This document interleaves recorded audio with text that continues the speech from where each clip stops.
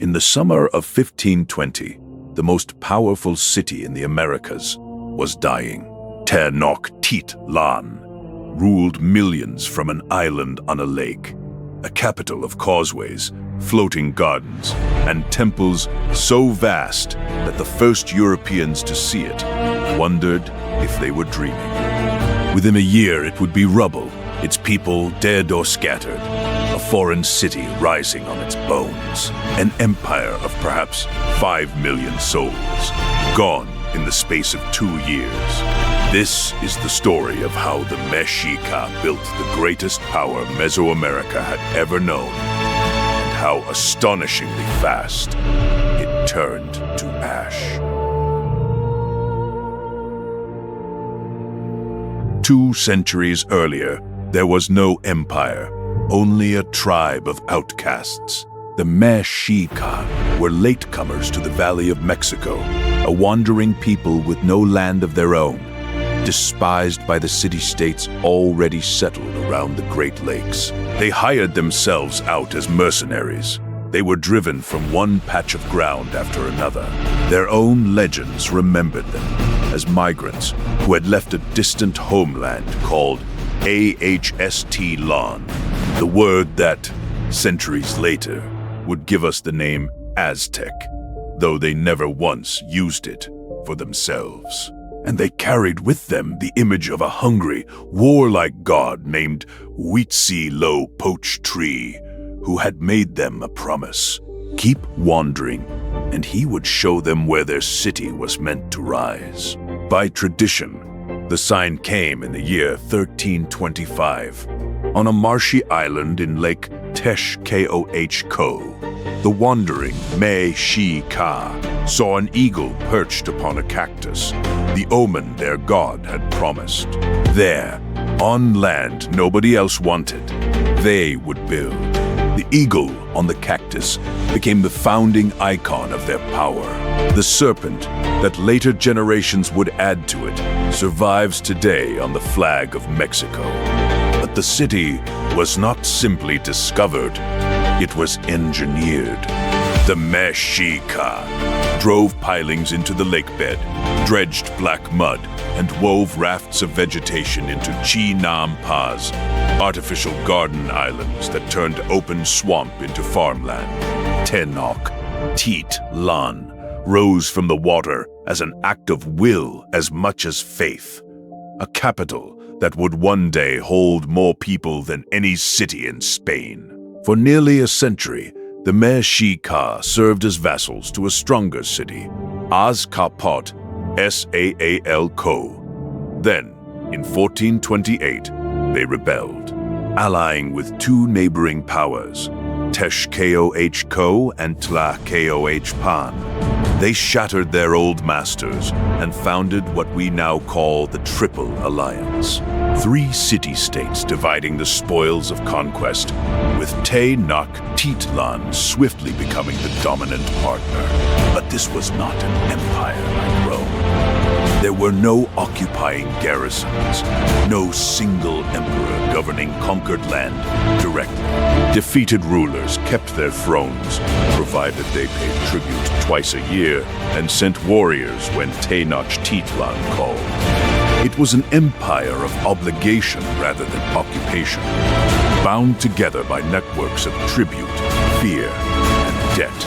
And those networks, as the Mexica would one day discover, were only ever as strong as the fear behind them. That fear was deliberate, and it was forged in war. Mexica boys were raised for the battlefield, and a man's status was measured in the captives he took. The greatest rose into the elite military orders, the Jaguar warriors and the Eagle warriors, a rank earned through ritual and discipline as much as raw courage. They fought with the Cuauhtemoc, a wooden sword set with rows of obsidian, volcanic glass, sharper than steel, and capable of horrific wounds. And they waged a stranger kind of war, the Cuauhtemoc,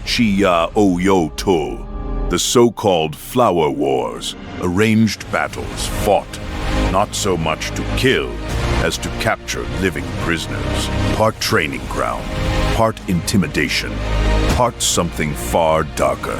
Because in Me-Shi-Ka belief, those captives were destined for the altar, and the gods were always hungry. The Me-Shi-Ka believed the sun itself had to be fed. Blood, human blood, was the price of holding back the end of the world. And warriors who died upon the stone became companions of the sun, sustaining creation itself. The scale is fiercely debated. One later account claims more than 80,000 were sacrificed over 4 days to dedicate the great temple, a figure most historians treat as propaganda, inflated by Aztec rulers and Spanish conquerors alike. Yet, even the sober truth was staggering. By the reign of Moctezuma II, Tenochtitlan stood at a terrifying height, an empire of millions, fed by tribute from hundreds of subject towns. And then, in 1519, a few hundred strangers landed on the eastern coast. Within 2 years, the empire was gone. How? The strangers were Spanish. Their leader, Hernan Cortes, had sailed from Cuba in 1519, in open defiance of the governor, who had ordered him recalled. He landed with barely 500 men. What turned that handful into a mortal threat was not steel and not horses, but politics.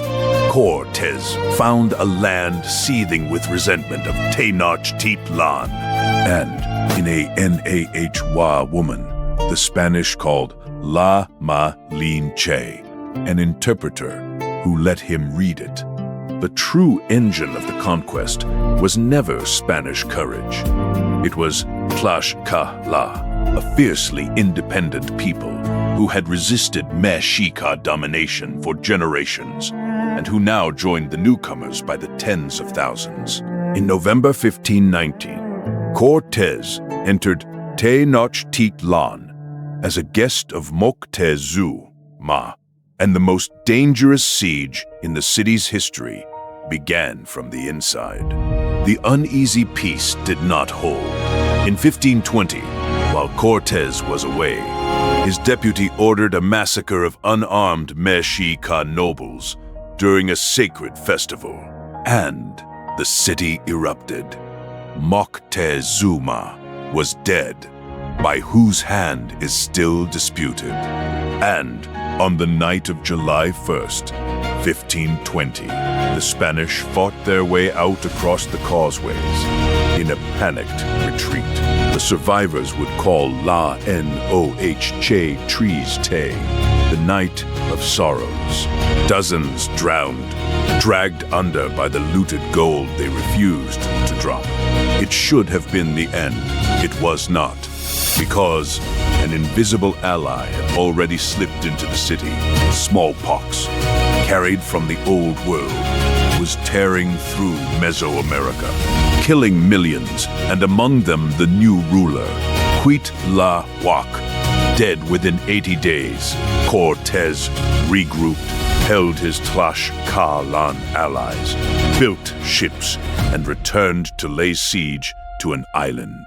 The last defense fell to a young ruler named Cuauhtemoc. For 3 months in 1521, he held a starving, plague-ridden city against the Spanish and their vast indigenous army, fighting street by street as the Me-Shi-Ka tore up their own causeways and bridges behind them. On August 13th, 1521, Cuauhtemoc was captured trying to cross the lake, and Tenochtitlan fell. The Spanish razed it and razed their own capital, Mexico City, directly upon its ruins. No single cause brought the Aztec Empire down. Not steel, not smallpox, not Tlaxcala alone, but all of them together. And the fatal flaw of a realm built on fear which collapsed the instant that fear was broken. A civilization that had ruled millions from a city on a lake became the foundation stone of a new world. If this story found you, consider subscribing to Dark Embers of History. Thank you for watching. We will see you in the next one.